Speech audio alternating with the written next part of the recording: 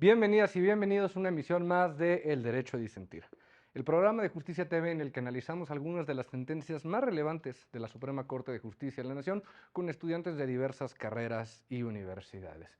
Pero el día de hoy tenemos un programa muy especial porque vamos a abordar una sentencia de un juzgado de distrito. El tema, la posibilidad de que un servidor público, una persona servidora pública, bloquee a un particular en Twitter por el uso de insultos. Ya en este programa con anterioridad hemos platicado sobre un precedente de la Corte en el que se estableció que como tal, un servidor público que a través de su cuenta de Twitter comunica parte de su trabajo y labor diaria no puede bloquear a ciudadanos. Pero ¿qué pasa cuando esta persona ciudadana se refiere con insultos a este servidor público? ¿Cambia aquí el punto de enfoque? Sobre esto vamos a platicar y para esto nos acompañan Rey David Martínez, de la Escuela Libre de Derecho, Roberto Hernández, de Derecho de la UNAM, Montserrat Hernández, también de Derecho de la UNAM, Renata Romero, de Derecho de la Ibero, y Lorenza Urías, de Derecho también de la Ibero. Yo soy Alejandro Telles, gracias por acompañarnos. Comenzamos.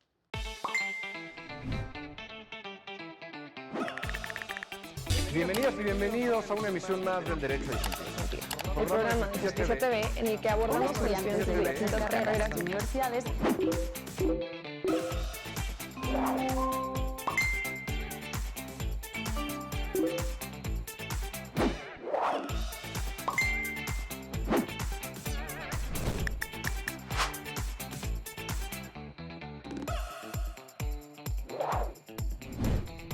Como les platicaba, hoy tenemos un programa muy interesante. ¿Hasta dónde se puede meter el Estado a regular lo que se hace en estas redes sociales?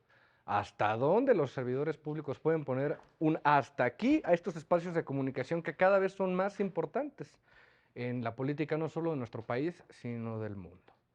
Bienvenidos, qué gusto tenerlos por acá. Roberto, platícame un poquito, bienvenido, platícame un poquito de qué va la sentencia, qué te parece, a favor, en contra. Creo que es una sentencia verdaderamente relevante, como lo mencionas, del juzgado 16 en materia administrativa. Y de fondo hablamos justo dos temas muy importantes, como lo es la libertad de expresión y la libertad o el derecho a la privacidad. Creo que esto es fundamental tanto para los gobernados como para las personas que nos vemos desde el trato con los servidores públicos, ¿no? Esto es fundamental. ¿Dónde está el límite y hasta cuándo se puede ejercer ambos derechos, sobre todo en una plataforma o en un mundo digital, como lo pueden ser plataformas como Facebook, como Twitter y como nuevas plataformas que seguro seguirán surgiendo, ¿no? Entonces, creo que esta sentencia habla de manera muy clara de estos límites que se tienen específicamente en materia de libre expresión en plataformas digitales, pero cuando existe un discurso de odio, cuando una plataforma no tiene un mecanismo tal cual para limitarlo, ¿no? Creo que esto igual es interesante, cómo van evolucionando las plataformas con el tiempo y cómo esta sentencia, cómo el derecho va a la par de los hechos cotidianos, de lo que vivimos día a día en nuestra sociedad. Y esto que dejas aquí sobre la mesa me parece fundamental. ¿Le toca al Estado decidir cuándo ya se transgredieron ciertos límites o le toca como tal a las plataformas? ¿Qué opinas? ¿Es un tema entre privados o debe de intervenir como tal el Estado? Pues a ver, aquí también hay que entender, muchas gracias por la invitación para Gracias. empezar, hay que también ver que se interpuso un juicio de amparo y justamente el diputado en cuestión argumenta que esto no era un acto de autoridad, pero cuando se están transgrediendo tú como servidor público y vulnerando derechos humanos, pues ahí sí también tiene que ver el Estado. Entonces no solo se lo puedes dejar a las plataformas digitales, también pues no podemos dejar pasar las acciones o omisiones de parte de los servidores públicos, en este caso del diputado. Ahora, ¿tú en general estás a favor de la sentencia entonces? Yo considero que fue buena, pero hubiera sido interesante que hubiera sido como un poco más análisis sobre los derechos que se están vulnerando. Pero sí, estoy a favor. Perfecto, muchísimas gracias. Rey, bienvenido. ¿Cómo estás? Platícame, ¿qué te parece la sentencia? ¿Qué quieres que platiquemos? Muy bien, gracias Alejandro, te agradezco la invitación y un saludo a tu auditorio. Creo que es un tema muy importante en cuanto al derecho a la libertad de expresión y acceso a la información.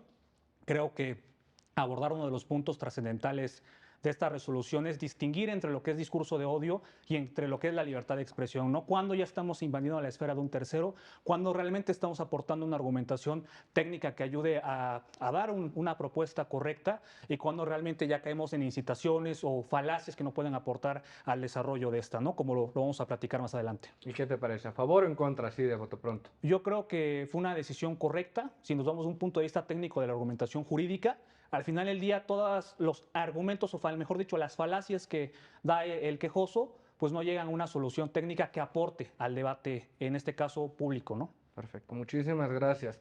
Renata, bienvenida a esta, tu casa, Justicia TV y el derecho a disentir. Platícame, ¿qué te pareció la sentencia? Muchas gracias pues por la invitación, Alejandro. Pues a ver, yo creo que se queda corta. O sea, en mi opinión se queda corta porque, o sea, porque tenemos que ver pues cuáles fueron los insultos que se le hicieron al diputado, ¿no? Si son insultos en cuanto a trabajo, Buen los punto. ciudadanos estamos, bueno, tenemos todos los derechos para, pues, decirnos, quejarnos, criticarlo. Si ya son insultos de otro tipo, en cuanto a físico, en cuanto a, pues sí, sobre todo físicos o de otra índole, pues yo creo que ahí sí ya tenemos que, o sea, ahí sí se podría analizar de, uy, ¿hasta dónde tienes libertad de expresión para insultar a alguien? Entonces, en mi opinión, se queda corta. Ahí, por el momento, me voy a quedar en eso. Perfecto. Y cerramos esta primera participación con Lorenza. Lorenza, platícame, ¿qué te pareció la sentencia? Pues creo que yo empiezo diciendo que estoy a favor del sentido de la sentencia, sobre todo por esta parte que explica que constitucionalmente a nadie se le reconoce el derecho de insultar o degradar a otra persona. O sea, eso me parece valiosísimo. Si queremos reconocer que el derecho a la libertad de expresión no te permite decir ciertas cosas, por ejemplo, ser partícipe en un discurso de odio, degradar a otras personas, entonces tampoco es el derecho del acceso a la información, que es otra de las vertientes de precisamente el derecho a la libertad de expresión. Esta parte de la sentencia, constitucionalmente no se le permite insultar a nadie, degradar a nadie, me parece muy valiosa, pero coincido con Renata en que la sentencia pudo haber estudiado mucho más a fondo ciertas cuestiones, las implicaciones de la libertad de expresión cuando éste entra en coalición con otros derechos. Creo que el tema de la libertad de expresión en plataformas digitales es algo muy novedoso dentro de nuestra sociedad y que sin duda tiene diferentes parámetros de lo que tendría en una modalidad presencial o en una modalidad, por ejemplo, de un diputado haciendo ciertas aseveraciones en el contexto de su trabajo. O sea, regular una cuenta de Twitter no es tan simple. Tanto del lado de yo estoy dando información como del lado de yo estoy recibiendo la información. Tenemos otros casos, por ejemplo, el de Trump, en el que se le bloquea a él como servidor público su cuenta de Twitter, que esa es la otra cara de la moneda, pero que me parece que esta sentencia pudo haber delimitado mucho más los alcances de la libertad de expresión en un contexto pues, completamente digital y de redes sociales. Fíjate, esto que tocas de, a ver, es que falta meterle todavía carnita al análisis del asunto, me parece fundamental. ¿Qué tenemos como antecedente de esto? Pues la resolución de la Suprema Corte por ahí de 2018, de la ponencia de Medina Mora, en el que se ocupan del bloqueo por parte del fiscal, el entonces fiscal de Veracruz, ¿no? Y en ese momento, como tal, el primer paso que se da es asentar eso, es decir, como servidor público, si en tu cuenta comunicas parte de lo que es tu labor, pues no le puedes negar ese acceso a un ciudadano, ¿no? Porque lo colocas como tal en una situación de desventaja con las otras personas ciudadanas. Y mucha de la crítica que se hizo, incluso en este programa, fue eso, decir, oye, es que va a haber cositas que tenemos que atender más. Y en el caso de insultos, pues recordaremos que también en órganos jurisdiccionales hubo ordenamientos que preveían la posibilidad de multar a la persona que se dirigiera con insultos a la autoridad jurisdiccional. Ya no, por lo menos ya no se ocupa, en la Suprema Corte tengo muy claro que ya no se multa por estas cuestiones, pero existía y creo que va cambiando poco a poco. Ahora, esto último que mencionas también es cierto, ya nos ocupamos de Twitter, pero esto tiene otros alcances y tenemos que... Twitter es una red social, sí, y de comunicación y mucho más formalista. Pero ¿qué pasa con otro tipo de redes sociales? No sé si el mismo argumento puede utilizarse con un servidor público que use Snapchat o que use TikTok, por ejemplo. Me parece complicado. Pero a ver, Renata, mencionaste este tema de trabajo y eso me parece fundamental. Yo te preguntaría, ¿te parece que si se dirige en un cierto tono, llamémoslo así, de insultos, cuando son cuestiones de trabajo, pudiera ocurrir este bloqueo? Justo como lo mencionas, yo creo que de entrada se reconoce, ¿no? En esta sentencia el principio de progresividad dentro de los argumentos que están en toda la sentencia. Entre ellos vemos criterios como el reconocer quién es autoridad y cuándo estamos ante un criterio, cuándo estamos ante un auto de autoridad, ¿no? En este caso partimos de ahí y igualmente reconocer, ¿no? Hay un concepto que me encanta que se ocupa en esta sentencia y que es el de utilidad funcional, que es justo una limitante a este derecho de libertad de expresión. No se habla de utilidad funcional cuando existe una comunicación con los servidores públicos, como lo mencionas.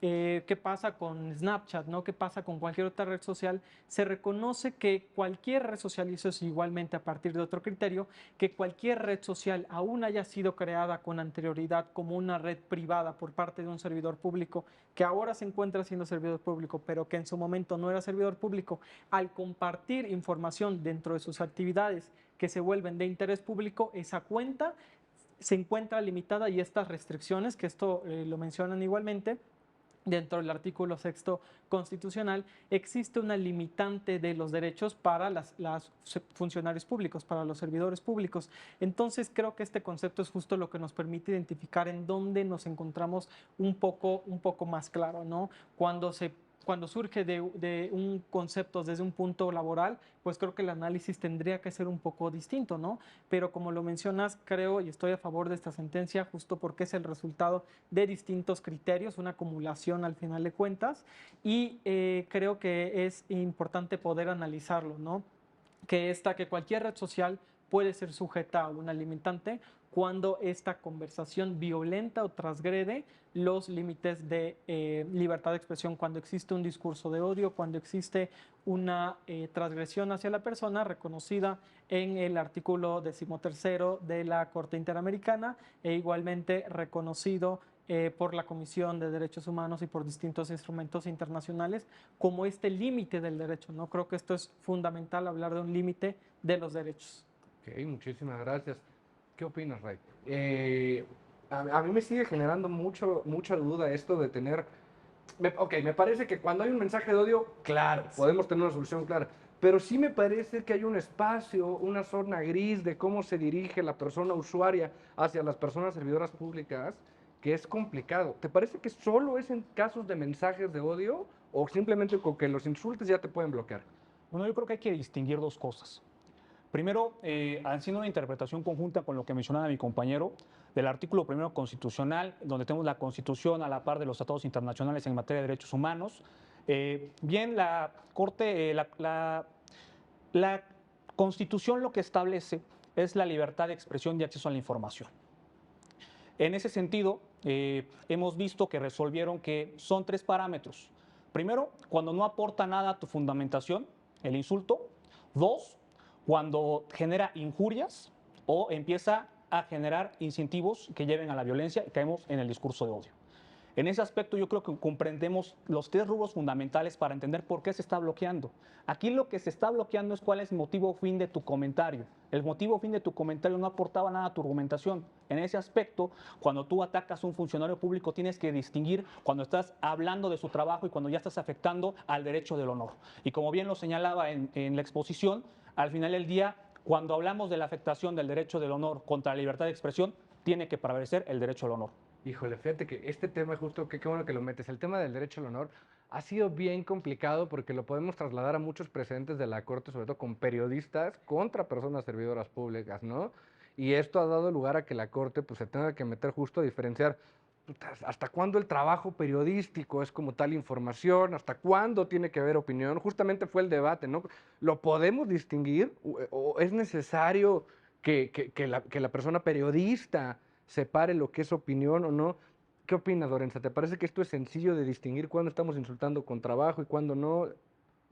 Sí, sin duda me parece que no, pero me parece importante comenzar por establecer que los límites son distintos a si estás hablando de una persona común y corriente, es decir, que no es servidora pública. Ujú. Cuando eres servidor público, tú te sometes al escrutinio público, te sometes a que sea criticado tu trabajo, tu manera de comunicar. Creo que el límite está en cuando las críticas ya no van a mi trabajo como servidor o servidora pública, sino que están dirigidos a criticar a mi persona, a mi imagen, por ejemplo, a mis familiares. Se ha visto muchísimo cómo se critica al hijo del presidente. Pues, ¿qué tan válido es esto o no si estamos hablando de un servidor público? Creo que el límite sí está en las críticas que van dirigidas directamente hacia el trabajo de la persona, es decir, las acciones que toma como servidor o servidora pública en el ejercicio de sus funciones, que por supuesto pueden levantar calificativos. O sea, nadie está diciendo que no puedas decir que el trabajo de tal persona, que el trabajo que tal persona hizo en una institución es una basura. Pues creo que eso sí estaría permitido dentro del derecho de la libertad de expresión. Que puedas decir que esa persona es una basura porque, etcétera, etcétera, etcétera, me parece que el límite empieza a no ser tan claro. En el presente caso que estamos hablando, no solo del derecho a la libertad de expresión, es decir, el derecho que yo tengo a expresar mi opinión, porque el quejoso no es Noroña, el quejoso es la persona que fue bloqueada por parte de Noroña. Estamos hablando de la vertiente del derecho a la libertad de expresión que tiene que ver con cómo yo recibo información. Y creo que ahí el límite sí se difumina un poco, porque la persona que está criticando al servidor público, pues soy yo, y en ese sentido, ¿dónde están los límites de mi derecho de acceso a la información? Porque no se está analizando el derecho a la libertad de expresión de la persona que emitió esos insultos, que me parece que es muy interesante. Ahora, con esto que menciona Lorenza, y partiendo en efecto, hay muchos casos en los que, pues sí, lastimosamente hay chistes, hay vulneraciones, hay ciertas cosas a familiares, a ellos mismos, ¿no? A la persona servidora pública. ¿Tú crees que, vamos a poner el caso hipotético, una persona servidora pública que se da cuenta de estas 25 cuentas que se están burlando de algún familiar, puede decir, ah, bloqueo, bloqueo, bloqueo, bloqueo, bloqueo, bloqueo? ¿Te parece que ese es el sentido de lo que marca este precedente, que se puedan llegar a esos extremos? Yo creo que también aquí es importante analizar los argumentos de la parte quejosa que menciona que se está violando su derecho al acceso a la información, a la libertad de expresión, establecido en el artículo 6 constitucional. Porque recordemos que ya la cuenta de Twitter, al momento de que el diputado empieza a subir su trabajo legislativo, ya no es una cuenta personal. Y como lo mencionaban anteriormente, tú al ser servidor público, pues también te expones, ¿no?, a las críticas de la sociedad, de los ciudadanos, porque al final del día, pues nos tienen que rendir cuentas, ¿no?, a los ciudadanos. Entonces, pues justamente la sentencia decía que los servidores públicos tienen su derecho de privacidad un poco más desdibujado, por decirlo de una forma, y era también lo que argumentaba la otra parte, ¿no?, que era una cuenta personal. Pero como mencioné hace rato, al momento de que este servidor público hace en su cuenta de Twitter, puede ser personal o profesional, pues este tipo de trabajos legislativos pues también se está sometiendo a las críticas, pero lo importante es que no generen estas cuestiones de insultos, ¿no? Una cosa es criticar el trabajo legislativo, sus funciones, eso es muy válido, pero otra es cuando ya afecta como temas personales y no tiene que ver con su labor legislativa. Entonces ahí es donde también tendríamos que analizarle el tipo de mensajes, qué están criticando realmente. Un meme. Está complicado, ¿no? Creo que cada vez las formas en las que nos comunicamos... No deja decir ciertas groserías o ciertos insultos. Entonces ahí también, ¿por qué las plataformas digitales no están haciendo nada? Pues sobre todo Twitter. Ahí puedes poner muchas groserías, puedes insultar, no pasa nada. Facebook, pones un comentario ofensivo y te bloquean la cuenta por 3 días. Entonces yo creo que también, pues, el diputado podría exhortar a las plataformas digitales a que, pues, los comentarios sean más tolerantes, ¿no? Y que no inciten a este discurso de odio. Qué interesante. Vamos a una pequeña pausa y regresamos con eso, porque también es un tema súper interesante y me gustaría platicarlo con ustedes. ¿Qué tanto margen de acción está bien que le demos a estas plataformas? Entendiendo cuál es ya su utilidad pública en temas políticos y democráticos, de qué decían quién no. Hay un expresidente de los Estados Unidos que no puede tener Twitter. Y la gente dijo, ok, está bien. Y si hubiera sido un demócrata, no lo sé. Pero bueno, sobre esto vamos a platicar porque ya me enojé. Regresamos en unos minutos. Estamos de vuelta en el Derecho a Disentir por Justicia TV, platicando un poquito sobre este bloqueo justificado a personas ciudadanas por parte de personas servidoras públicas. Lorenza, te quité la palabra por ir a corte, platícanos. Me parece que lo que iba a decir tiene que ver con los alcances del derecho a la libertad de expresión y en ese sentido me parece importante recalcar, como lo han hecho mis compañeras y compañeros, es el derecho de respetar la libertad de expresión no solo está previsto en el artículo 6º constitucional, también está previsto en los diversos tratados de los que México es parte. Y me parece muy importante recalcar que las cortes internacionales, por ejemplo, el Cuerpo de Derechos Humanos que interpreta el Pacto de Derechos Civiles y Políticos, tienen mucha jurisprudencia o mucho desarrollo de lo que implica el derecho a la libertad de expresión. En concreto, por ejemplo, el artículo 19 del Pacto de Derechos Civiles y Políticos lo que establece es, primero, que el derecho a la libertad de expresión involucra dos cosas, tanto expresar tus ideas, expresar información, como recibir esa información. Pero algo muy importante que me parece que dice es que ese derecho involucra especiales deberes y responsabilidades. Me parece que es uno de los derechos que más claramente no se ejerce de manera absoluta. Hay derechos que son muy absolutos en naturaleza, pero el derecho a la libertad de expresión, desde que fue formulado, admite restricciones. En ese sentido, permite ciertas restricciones a este derecho cuando concurren diferentes circunstancias. La primera, que esté previsto en ley. Es decir, yo no puedo privar a nadie de su derecho a la libertad de expresión a menos de que tenga un papelito que dice expresamente que yo puedo hacer eso.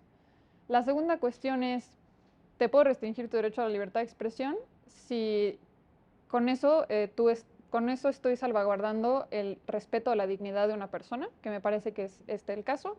Y el otro caso es, por ejemplo, si se ven vulneradas el orden público, la seguridad nacional, y no recuerdo qué otra causal. Esto me parece importante porque nos habla de cómo se va limitando el derecho a la libertad de expresión. Las restricciones a estos derechos se tienen que construir bajo diferentes parámetros. Y la manera en la que uno aparte analiza las restricciones a estos derechos, aparte de cumplir con estos puntos, tanto por el pacto como con la convención, tanto por nuestra metodología constitucional, lo tienes que realizar a través de las metodologías. En este caso, pues, un test de proporcionalidad, ¿no? Que así se analiza por parte del Facebook Oversight Board, que no sé si conozcan, que como comentabas, Facebook tiene mucho más delimitada su manera de expresar y de restringir libertad de expresión, y esto es porque formuló un cuerpo como de 15 personas expertas en libertad de expresión a nivel internacional, que me parece increíble, que revisan las restricciones que Facebook impone para ver si son proporcionales, si eran necesarias, si tienen que estar sujetas a revisión, y creo que algo así pudo, digamos, haber hecho la Corte en esta sentencia, pero creo que de todos modos es muy interesante, pues, el parámetro que se va delimitando dentro de nuestro sistema. Muchas gracias. Roberto, ¿quieres comentar algo? Sí, quería justo comentar un punto igual, como lo comenta Lorenza, ¿no?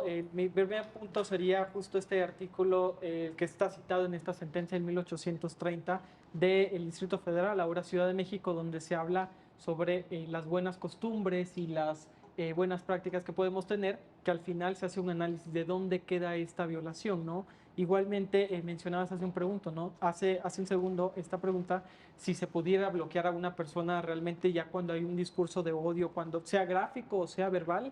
Yo creo que sí, que esta sentencia nos da ese precedente de que toda vez que existan otros instrumentos, otros mecanismos donde el principio de máxima publicidad exista, se puede bloquear a estas personas porque existe también una se está violentando este derecho, ¿no? Y como lo menciona Lorenza, ¿no? Yo creo que pues lo hemos visto no solamente en México, sino a nivel internacional, a estas grandes plataformas atendiendo ante el Congreso de Estados Unidos por justo esta falta de tutela, ¿no? Yo creo que las plataformas digitales y las grandes empresas dirán que ellos están haciendo muchísimo, pero creo que queda muchísimo por hacer en cuanto a medios digitales y justo desde el Poder Judicial poder analizar dónde está esta vulneración en medios digitales. Lo veíamos ahora durante pandemia, cuando el modelo digital, cuando el modelo educativo se transformó en digital, cuando la interacción de los jóvenes se transforma en digital. Entonces, ¿dónde queda este ejercicio y estas libertades?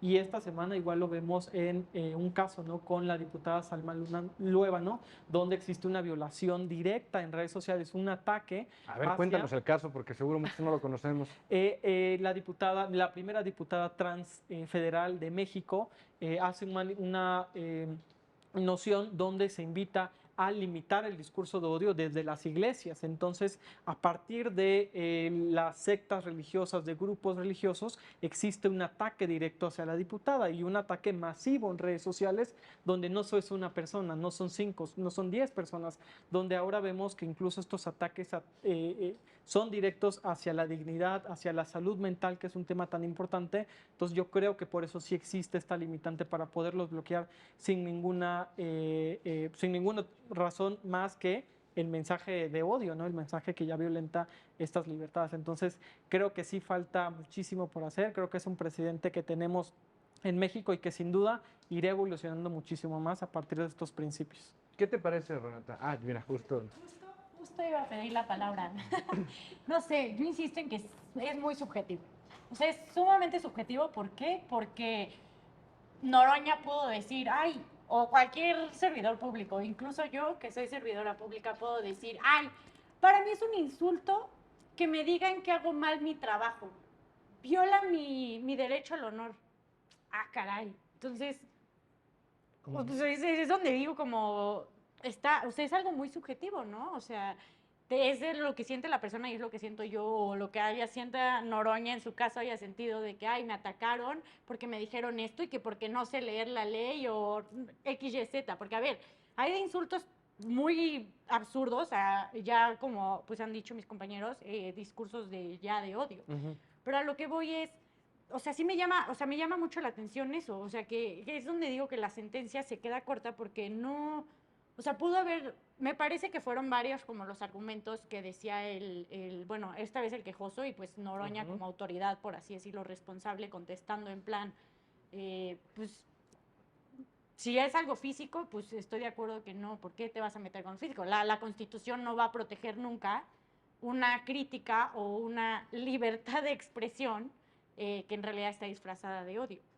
Pero si es en cuanto al trabajo, yo creo que, o sea, que sí debe haber sido más clara la sentencia en, claro que te pueden criticar tu forma de trabajar, claro que pueden criticar tu forma de, pues de tal cual comunicarte con la sociedad como servidor público. Entonces, es donde yo creo que difiero como, o sea, con los parámetros tal cual de la libertad de expresión, porque insisto que no se pueden aplicar a rajatabla tan fácil, pues. Y como mencionas, que cuando sean cuestiones así que no sean tan claras, tiene que ser un escrutinio muy estricto para poder delimitar que como tal se le puede bloquear, ¿no? Me parece muy interesante. Me preocupa este tema de tener ahora a los operadores jurídicos haciendo este tipo de análisis con medios pues, que dan lugar a muchísima comunicación diaria, ¿no? Estoy pensando en la cantidad de asuntos, en la cantidad de bloqueos que se podrían dar por esta cuestión y pues de por sí está saturadito el sistema. Llega mucho a las plataformas. Preguntabas al inicio de la discusión qué papel tienen las plataformas y al menos viendo el marco internacional, como lo analizan es los estados, claro, que pueden imponerle u ordenarle, por ejemplo, a las plataformas que realicen ciertas acciones, que bloqueen a una persona, que desbloqueen a una persona. Es el estado dentro de su delimitación territorial quien puede decir más o menos cómo se puede manejar la plataforma. Y en ese sentido, me parece importante recalcar que, pues, según yo, ya hay sentencias dentro de nuestro sistema normativo que le indican a plataformas o que le indican a operadores de plataformas que realicen o no ciertas acciones. Pero la verdad... ¿Sabes qué me preocupa de ese tema? Sin quererme salir porque siento que me podría brincar otra cuestión. Justo el tema de quién puede sancionar o quién le puede pedir a estas plataformas. Hay casos muy claros. En Estados Unidos creo que no hay tanto problema porque como tal tienen una sede legal ahí. Entiendo, por no mencionar los nombres, que hay ciertas plataformas que no tienen todavía en México. Entonces, cualquier cuestión que tengas con ellos es en otro lado. O muchas de estas plataformas que hacen como sede Latinoamérica, ¿no? Y me parece que ya el diálogo entre un orden nacional y este tipo de... Puede ser mucho, pero mucho más complicado, sobre todo en un tema de cumplimiento, etcétera. Creo que te quité la palabra, Rey. ¿Qué opinas al respecto de esto que estamos platicando? Bueno, yo creo que es importante resaltar primero que si el Estado no debe intervenir en la regulación de estas plataformas, primero, entender que todo derecho no es absoluto, se puede limitar, y entender que al final del día lo que se regula entre el particular y la plataforma es un contrato, ¿no? Si nos vamos de un punto de vista doctrinal, que es un contrato, pues un negocio jurídico bilateral que permite a las partes modificar dichas consecuencias de derecho. Sin embargo, ¿cuál es la limitación de todo acto jurídico o de un contrato? El orden público. Tú puedes regular las partes lo que quieran, pero el límite es el orden público. Y retomando el artículo 1830 del Código Civil, que nos dice que todo hecho ilícito es aquel que es contrario a las leyes de orden público y las buenas costumbres, yo creo que de una interpretación del estudio de este caso concreto es primero entender pues, qué son buenas costumbres o aquello que nos remite el artículo 6º constitucional de que es contra la moral, ¿no? Bueno, desde un punto de vista técnico, desde un punto de vista social, conjuntamente entendido, pues no podemos atender al punto concreto por el espacio geográfico porque va variando, qué son buenas costumbres o qué es moral. Sin embargo, en la resolución podemos notar que este juzgado de distrito resuelve que, pues por moral, son ese núcleo de conocimientos respecto a lo bueno o lo malo que se debe tener una sociedad, ¿no? En ese aspecto yo creo que el Estado, la intervención que puede tener es a partir de cuando ya se violenta o ya se transgrede ese orden público en la esfera de particulares, al final del día tiene que intervenir el Estado, pues la regulación quien te permite que puedas estar ahí dialogando con las personas. Creo que es importante resaltar ese margen que tenemos como particulares para modificar esas consecuencias de derecho y al final del día jamás transgreder la esfera de los particulares y mucho menos de un tercero. Qué interesante. Platícame, ¿qué opinas de esto? ¿Qué opinas, por ejemplo, de lo que platicábamos, del caso Trump, que es el otro lado de la moneda? ¿Te parece que como tal las plataformas pueden tomar esta determinación del otro lado, de decir, tú ya no tienes acceso a las plataformas? Me genera mucha duda el caso de Trump, porque, por ejemplo, ¿qué pasa si vuelve a ser servidor público, no? Ya te estás metiendo como tal con la posibilidad que tiene un funcionario de informar a la sociedad. Cuéntame, ¿qué opinas, Ángel? Pues aquí también entra el principio de máxima publicidad, ¿no? De los servidores públicos en las redes sociales, pero las redes sociales no es el único medio para comunicar su trabajo. Siempre, o sea, yo digo que es correcto siempre y cuando tengan más mecanismos los ciudadanos para acceder y a conocer, en este caso, su trabajo legislativo o su desempeño como servidor público. Entonces ahí yo no encuentro mayor problema porque, pues, o sea, sí en las redes sociales comunica parte de su trabajo, pero no es la única plataforma. Se puede meter a la Gaceta, a los diarios oficiales, diarios de debates. Hay muchos mecanismos. Entonces, igual lo que argumenta el quejoso me parece, pues, infundado, un argumento muy limitado, ¿no? De que solo por el hecho de que lo haya bloqueado de Twitter, ya no puede, le está siendo discriminado en ese tema del artículo 6 de derecho a la información y acceso a la información y libertad de expresión. Ajá. Entonces, no, o sea, me parece hasta un poco exagerado por parte del quejoso, porque también hay otro tema que me gustaría tocar, que es el tema de la salud mental. ¿Cuántos suicidios no hay por los insultos que se reciben a través de redes sociales? Y los servidores públicos son personas al final del día. Y nosotros los vemos como muy lejanos, pero también creo que tenemos que ser un poco más humanos y saber que los insultos pues también les pueden afectar su estabilidad mental, su salud mental, y pues no hay que dejarlo también por fuera, ¿no? Hay que ser sensibles, porque pues sí, o sea, están aquí para servirnos, para servirle al país, pero pues son personas, son humanos. Me acabas de... Es súper open. Sí, claro. Como que Adelante. algo de lo que comentaste me llama la atención porque en las cortes internacionales, específicamente en la Corte Europea de Derechos Humanos, una de las gradas del test que se realiza a una restricción al derecho a la libertad de expresión es la de proporcionalidad.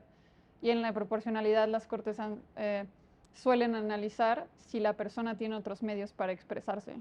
O sea, si la persona puede haber expresado su opinión en otras, por ejemplo, yo te restrinjo tu Facebook, pero determino que tú también te podías haber expresado a través de otras plataformas. Entonces la medida no es desproporcional.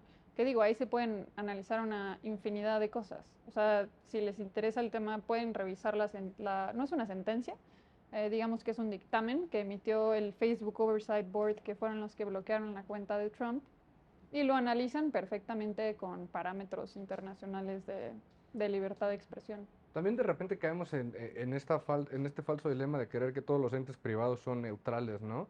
Que creo que ese también es un problemita interesante. ¿Tú qué opinas, Nat? Pues la verdad es que no sé, o sea, me llamó mucho la atención el argumento de la salud mental, porque sí, ¿no? Normalmente dejamos de lado eso y dices como, es de tal partido político, no sé, PAN, ¿no? Yo que, que no me caen bien los del PAN, voy a decir, es de tal partido político, pues los voy a criticar, les voy a tirar y los voy a decir de santos, y pues no, o sea, al final de cuentas o sea, tienes que medirte, ¿no? O sea, tienes que medir tus palabras y tienes toda la razón, o sea, es humanismo, o sea, es decir, soy una persona humana y esa persona, a pesar de ser servidora pública, también lo es. Pero insisto, o sea, seamos realistas, los servidores públicos no son perfectos, y entiendo, pues viene de lo mismo, de que pues, los humanos no son perfectos. Pero no voy tanto a ese aspecto, sino voy a aspectos de corrupción, voy a aspectos de, pues sí, o sea, de que no son luego personas correctas, pero sí quieren que se les hable y se les diga como si lo fueran. Entonces, no sé, ahí, no sé, les digo que tengo, que todavía Estás sí, definiéndote. estoy viendo que me convence. A ella me surgió la duda, Y yo, lo voy a dejar ahí si quieres comentar al respecto, de, por ejemplo, la administración actual que habla de temas de austeridad, entonces cada vez que alguien va a comer a un restaurante le toman foto así, está comiendo langosta y malditos mentirosos, o sea, ¿eso entra dentro de la crítica al trabajo de estas personas y o que ya lo normalizamos, ¿no? O sea, esto que decías, de o que sea, servidor público es, yo te puedo tomar foto donde quieras, como yo quiera, y bueno, regreso contigo, pero tenemos, por perdóname? ejemplo, el caso de Nueva Zelanda, ¿no? A esta mujer que por irse de fiesta ya se le juzgó completamente cuando tengo entendido, con ignorancia en el tema, que había dado muy buenos resultados, pero Sí. justo como creemos que el servidor público es servidor público todo el tiempo y no tiene derecho a una vida privada y siempre va a estar medido con esta vara de superhéroe o de superheroína, a la cual se tiene que ajustar. Este tema me interesa muchísimo. Regresamos, vamos, un pequeño corte y volvemos. Estamos de vuelta en el Derecho a Disentir por Justicia TV, platicando sobre cuáles son los límites que tiene esta comunicación o este ejercicio comunicativo entre autoridades y las personas ciudadanas, ¿no? Creo que estamos tocando muchas aristas, no solo de un lado, y creo que es muy importante lo que han hecho, también poner la esfera de derechos de las personas servidoras públicas también en medio del debate, que es una cuestión que muchas veces olvidamos o dejamos de lado. Rey, nos quedamos contigo, cuéntanos. Gracias. Bueno, retomando lo que han dicho, bueno, la doctrina dice que cuando se estudia un caso concreto, tiene que ser desde el punto de vista legal, de la jurisprudencia, de la ley y desde el punto de vista social. Aquí empezamos a hablar de temas en materia de salud. Yo quisiera abonar a lo que han dicho, que creo que también es un tema de coordinación y comunicación, y sobre todo de educación de respeto a los derechos. Si lo vemos desde el punto de vista legal, pues tenemos el artículo primero constitucional en el tercer párrafo, cuando nosotros como ciudadanos tenemos el derecho, tenemos el deber de exigir a las autoridades que promuevan, respeten y garanticen los derechos humanos. Desde el punto de vista social, tenemos el compromiso de mantener una relación bilateral de respeto y coordinación con nuestras autoridades públicas. Tú eres un servidor público, vas a brindar todos los detalles de tu actividad legislativa.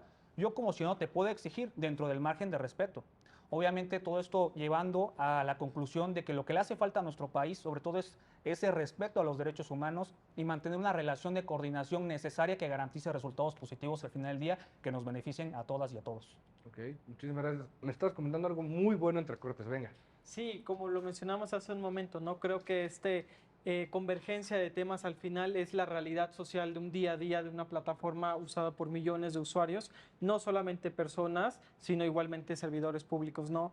Reiterando con el caso de la diputada Salma Luna Luébano, creo que de entrada reconocemos esta vulnerabilidad que tiene por el hecho de ser mujer trans y servidora pública, y al promocionar o tener una agenda política, estar expuesto a un ataque muchísimo mayor de estos grupos sociales, como lo mencionaba Rey, que al final son grupos de odio, ¿no? Que ya están identificados justo por las plataformas y que ha habido muchísimos casos que tenemos para estudiarlos, ¿no?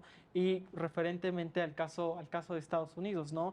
Creo que lo mencionamos ya igual de una manera perfecta. Cuando se altera el orden público, justo es la gran pregunta, ¿por qué las cuentas de Trump haya sido o sea funcionario público, van a seguir bloqueadas porque alteró el orden público a manera de que causó un caos en el Congreso de los Estados Unidos, algo que nunca había pasado, ¿no? Un caos al orden público que derivó incluso en una muerte, ¿no? Entonces, creo que esto es algo que las plataformas ya han entendido, que incluso estos casos yo estoy seguro que a través de sus boards o distintos elementos los analizan y les tienen que entrar a fondo y al final tomar estas decisiones fuertes, ¿no? Pero justo es el entrar a fondo, va a haber una evaluación y una evolución muchísimo más profunda, pero yo creo que hay que cuidar todos los aspectos de ambas partes.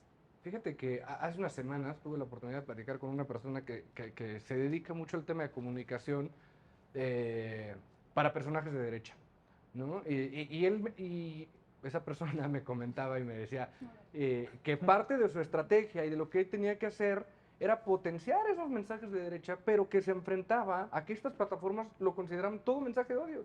Decía, yo tengo que promover mi agenda con la que coincide una gran parte de la población, pero la agenda me la están imponiendo, o los límites me los están imponiendo del otro lado. Dice, y no se dan cuenta de que el tablero es injusto porque ustedes están del otro lado del tablero, ¿no? Evidentemente no estoy empoderando este mensaje, pero creo que es un argumento sobre la mesa que se tiene que tomar en cuenta. ¿Qué le dirías, Lorenza? A la persona A que estas difunde personas. Ajá. ¿Cree que es lo correcto? perspectivas de derecha, pues tienen derecho a tener una opinión, siempre y cuando su opinión no sea contraria a los derechos de otras personas. Si su opinión es contraria o todas las opiniones de la agenda de derecha son contrarias a los derechos humanos de otras personas, pues eso ya es algo que debe analizarse y contemplarse por su parte, ¿no? Creo que no podemos bloquear cualquier agenda pública, cualquier agenda personal que no nos parezca. Sí creo que el límite más claro son los derechos humanos de las otras personas y el respeto y la dignidad de otras personas, y el caso que estaba planteando mi compañero es muy claro. O sea, tú no puedes ser transfóbico abiertamente y decir, no, estoy en mi derecho. Les voy a poner un ejemplo hipotético. Una persona que en redes sociales está pronunciando en contra del aborto y que llega el reclamo de decir es un discurso antiderechos y es un discurso que afecta a la sociedad y ahora, con el nuevo posicionamiento de la Suprema Corte en Estados Unidos, pues podríamos replantear y decir, pues tal vez sí había cabida. ¿Cómo analizamos estas cuestiones? ¿Tú qué opinas? Qué complicado, la verdad, es un tema muy controversial. Pero justo, mientras no afectes a un tercero, o sea, ¿qué tipo de discurso estás diciendo? ¿Qué mensajes estás utilizando? ¿Qué palabras estás diciendo, transmitiendo? ¿Y cuál es la finalidad con ese discurso? Y también a través de qué medio lo estás haciendo, ¿no? Porque puedes ir a gritarle a alguien antiderechos, cosas así, y también si hay violencia física, pues también es como de, oye, o sea, hay ciertas limitantes, ¿no? Que no pueden transgredirse. ¿Y qué le diría yo a esas personas? Que no sé, o sea, creo que le falta mucho a este país, mucha serenidad, como que estamos muy divididos. Entonces es aprender a escuchar y a ser empáticos, ¿no? Porque no sabemos tanto las condiciones o desde en qué enfoque dicen su discurso, ¿no? Porque es válido. Muchas veces las personas hablan desde lo que han vivido. Entonces creo que también la sociedad tiene que ser empática en este sentido y a lo mejor no congeniamos en ideologías, no congeniamos en valores, pero aún así te voy a respetar por el simple hecho de que eres una persona, eres un ser humano y disentimos, como se llama el programa, pero aún así te voy a respetar y punto. Uy, qué duro. ¿Realmente crees que eso se puede alcanzar? Ese esquema de comunicación ahora en redes sociales donde este escenario ideal de respeto y cordialidad, o como tal le corresponde al Estado seguir limitando e Híjole. imponiendo. A ver, o sea, yo sí voy a ser realista, pues evidentemente no. O sea, no se puede alcanzar esa armonía y ese mundo perfecto y ese mundo utópico que obviamente yo también apoyo. No estoy a favor del odio ni nada, pero creo que es muy difícil y más porque, a ver, o sea, hay muchas personas que realmente se quejan y, o sea, dejando de lado el odio, pero se quejan muchas veces con los servidores públicos, pues porque realmente no hacen su chamba. Y es desgastante que tú como ciudadano pagues impuestos, cumplas con tus obligaciones como tal de ciudadano, pero el mismo servidor público por el cual la mayoría de las veces votas, o tú no votas, pero tus otros conciudadanos sí votan, no hagan nada. o se roban el dinero. Entonces, eso es, o sea, es muy fuerte, o sea, seamos realistas. En México, o sea, por ejemplo, ponías el ejemplo de la primer ministra de, creo que Nueva Zelanda era, que había hecho un trabajo espléndido y solo por irse de borrachera o de fiesta, ni siquiera de borrachera, ya fue súper juzgada. Pero realmente en México ni siquiera criticamos, o sea, esas cosas. Podemos criticar solo cuestiones realmente de trabajo o de, hey, haz bien tu chamba, oye, ponte a hacer esto y ya, ay, me está insultando, o sea, como servidor público de, no, o sea, siento que en México al contrario, o sea, la sociedad tiene que empezar a exigir y si las redes sociales son un medio apto para hacerlo, pues qué, o sea, qué mejor, o sea, evidentemente con respeto, ¿verdad? Pero volvemos aquí, o sea, cómo marcamos ese respeto y esa armonía y esa paz entre tú, autoridad, y yo, ciudadano. Eso es lo complejo, ¿no? O sea, También me hizo pensar en todas las críticas que se dan con base en perjuicios estereotipos. A esta primer ministra la critican, aunque hace un muy buen trabajo porque sale de fiesta y para mí eso está empapado en misoginia. De ver a una mujer divirtiéndose cuando cumple perfectamente bien con su trabajo porque no les parece que se vaya de fiesta porque eso la hace ser una mujer menos seria. Y si lo traslado a la esfera mexicana, pues yo no soy muy fan de la jefa de gobierno, pero cuántas críticas no recibe por lo que trae puesto. Eso no tiene nada que ver con la forma en la que realiza su trabajo, eso tiene que ver con estereotipos súper misóginos, súper machistas de cómo queremos que sea una mujer seria, sobre todo una servidora pública. Entonces sí creo que delimitar el derecho que tienen las personas a hacer críticas hacia las y los servidores públicos, les servidores públicos, es muy importante. Antes. Creo que es importante abonar a lo que han dicho mis compañeras y compañeros respecto a cuál es ese parámetro de distinción, ¿no? En la propia resolución hay un apartado en el que dicen que es importante distinguir de un comentario que lo podríamos catalogar con palabras coloquiales fuertes para sostener tu argumento a un argumento que ya incide y que pueden caer en actos de un discurso de odio. Creo que partiendo de ese parámetro podemos detectar cuando ya estamos invadiendo la esfera de un tercero, ¿no? En este caso de la libertad de expresión, pues bien señala que la misma Constitución no te establece un límite, pero también te dice que cuando no se encuentren cuando no encuentres una protección constitucional, como es el discurso de odio, incitación, etcétera, ahí ya podemos empezar a hablar de un pequeño criterio para entender que ya estamos afectando a un tercero. Interesante. Sí, justo como lo menciona, yo creo que este es el punto de utilidad funcional, ¿no? Justo la distinción cuando abona la conversación en palabras coloquiales o cuando no tiene nada que ver con las actividades del servidor público y con lo que se está planteando en la plataforma, ¿no? El tirar mensajes absurdos o incluso el spam, una cuenta de spam y que al rato se resulta ser de una persona, se puede bloquear sin ningún problema bajo esta sentencia y bajo este argumento, ¿no? Y como lo mencionabas hace un momento, yo creo que con esta evolución de la cual hemos hablado, creo que en su caso van a existir plataformas de odio, porque entra dentro de la libertad de expresión, pero la diferencia que va a haber bajo el principio de máxima publicidad es que no haya ningún servidor público, porque evidentemente no va a cumplir con con los puntos, con la función de la propia plataforma, ¿no? Si el objetivo es tirar hate, ¿qué hago yo como servidor público ahí, ¿no? Bajo este mismo argumento de esta sentencia. Qué difícil. ¿Qué opinas? Pues que también los servidores públicos, he visto muchos diputados que contestan a sus hates como de forma sarcástica, ¿no? También es como, no sé, a lo mejor estaría bien que les impartieran algo de inteligencia emocional, ¿no? Que para que no les afecte. Pero sí, es un tema complejo, pero aún así no se les puede decir que no pueden no bloquear a las personas, ¿no? Por lo que comentamos. A mí esto que mencionabas y que creo que es muy importante destacar porque es parte esencial de la sentencia de lo de la utilidad funcional, ¿no? Sí. Y que tiene también áreas muy grises. Como bien lo mencionabas, es analizar si la inclusión en el mensaje era esta expresión, si su inclusión en el mensaje era necesaria para reforzar la tesis crítica sostenida por las ideas y opiniones correspondientes, pues en caso contrario las mismas resultarían impertinentes. Y mencionabas aquí un tema de cómo se critica muchas veces la vestimenta Claro. en un acto público. Entonces, por una parte me suena que eso sí es un tema privado, pero es un acto público y es un tema de representación de uno de los poderes, ya sea locales o federales. me parece bien complicado cómo podríamos delimitar la línea. Pero, bueno, en este caso yo creería que si el acto público no es un desfile de modas, está fuera de. Si el acto público es la presentación de un protocolo de protección a activistas o a periodistas, entonces la manera en que vaya vestido, si pase lo que pase, incluso pase lo que pase, pues yo creo que está fuera de. Pues sí, ¿no? Yo creo que poco a poco hemos derribado los errores, porque también en cuestiones de vestimenta hay muchísimo estereotipo, ahora que lo mencionas, ¿no? Sí, Pues, somos súper clasistas, ¿no? Entonces, por ejemplo, si alguien no trae puesto algo que nosotros consideraríamos vestidor de un evento, o sea, las críticas al presidente Andrés Manuel no le faltan, que si trae unos zapatos que están viejos, que si el Sucios, pantalón le sí. queda grande. Puedes estar de acuerdo, ¿no? Pero también hay muchísimo clasismo claro, hay en una esas críticas. expectativa de que representa cierto sector de la sociedad.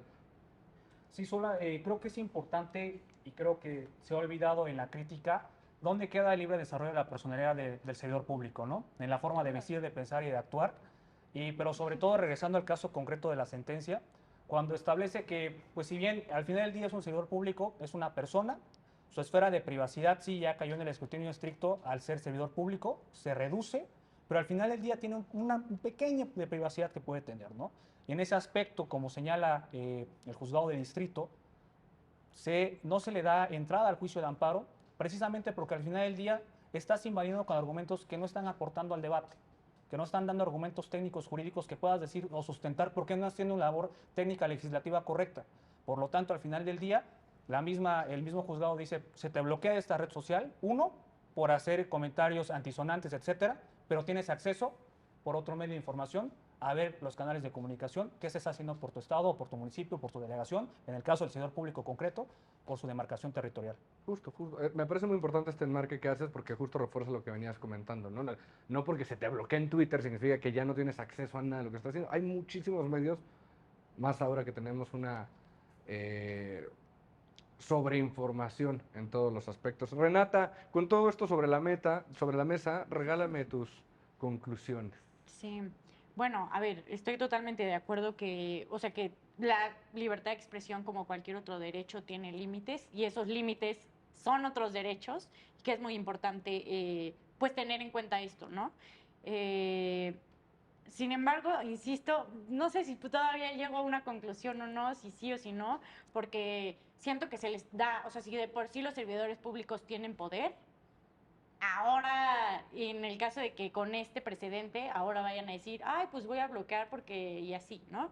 Porque yo lo consideré que entraba, Exactamente, claro. exactamente. Entonces, eso es lo que me preocupa, que se pueda, pues, prestar a esto, este precedente, y a darles más poder a los servidores públicos y quitarles poder a la misma sociedad. Entonces, solo por esto, como que no me convence el 100, pero por todo lo demás que comentaban mis compañeras y mis compañeros respecto a, pues sí, a estos límites del discurso de odio, pues sí estoy totalmente de acuerdo. Fíjate qué interesante, porque justo cuando salió la sentencia de la Suprema Corte se decía, es que queda un ámbito muy amplio en el que ya ningún servidor público puede bloquear.